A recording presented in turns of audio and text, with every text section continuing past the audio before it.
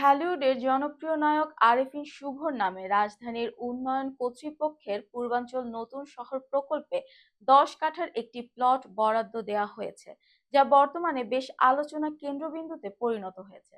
জানা গেছে, রাজুকের সংরক্ষিত কোটায় বিশাল মূল্যবান এই প্লটটি পেয়েছেন শুভ। প্লটটির আইডি নম্বর 01403008 এবং কোড নম্বর 190899। রাজুকের বরাদ্দ নীতিমালা অনুযায়ী সংরক্ষিত কোটা 13/A ধারায় এই প্লট বরাদ্দ পেয়েছেন তিনি। বিস্তারিত নুসরাত সাদিয়ার ডেস্ক রিপোর্টে।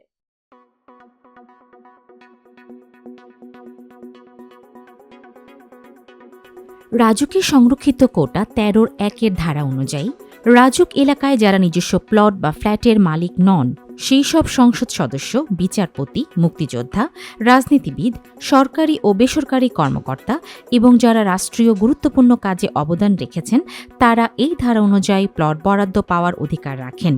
এই ধারায় আরেফিন শুভকে প্লট বরাদ্দ দেওয়ার সিদ্ধান্তটি বোর্ড সভার মাধ্যমে গৃহীত হয় এবং 2023 সালের 27 নভেম্বর রাজুকের উপপরিচালক স্টেট ও ভূমি নায়েব আলী শরীফ স্বাক্ষরিত এক আদেশের মাধ্যমে তা চূড়ান্তভাবে অনুমোদিত হয়।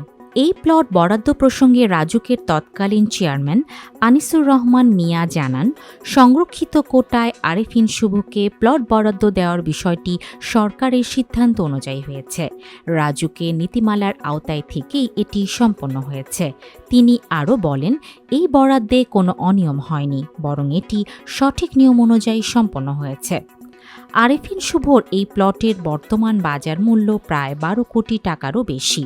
প্রতি কাঠার বাজার মূল্য প্রায় 1,20 লাখ টাকা হলেও সংরক্ষিত কোটায় বরাদ্দ পাওয়ায় তিনি এই প্লটটির জন্য প্রতি কাঠা মাত্র 3 লাখ টাকা হিসেবে সর্বমোট 30 লাখ টাকায় পরিশোধ করেছেন। এই বিশাল অর্থনৈতিক পার্থক্য নিয়ে সামাজিক যোগাযোগ মাধ্যমে এবং বিভিন্ন মহলে মিশ্র প্রতিক্রিয়া দেখা দিয়েছে। এই বরাদ্দের বিষয়ে জানতে চাইলে আরেফিন শুভ কোনো মন্তব্য করতে রাজি হননি। তবে এ ধরনের বরাদ্দ নিয়ে সাধারণ মানুষের মধ্যে ক্ষোভ এবং বিস্ময় উভয়ই দেখা গিয়েছে। বিশেষ করে অনেকে মনে করছেন যে যারা প্রকৃতপক্ষে এই ধারা অনুযায়ী প্লট পাওয়ার যোগ্য তাদের সুযোগ সীমিত হচ্ছে। এ বিষয়ে সঠিক তদন্তের দাবি উঠেছে এবং অনেকে প্লট বরাদ্দ প্রক্রিয়ার স্বচ্ছতার দাবি জানিয়েছেন। এই ঘটনায় রাজুকের সংরক্ষিত কোটা নিয়ে একটি বড় প্রশ্নচিহ্ন তৈরি করেছে।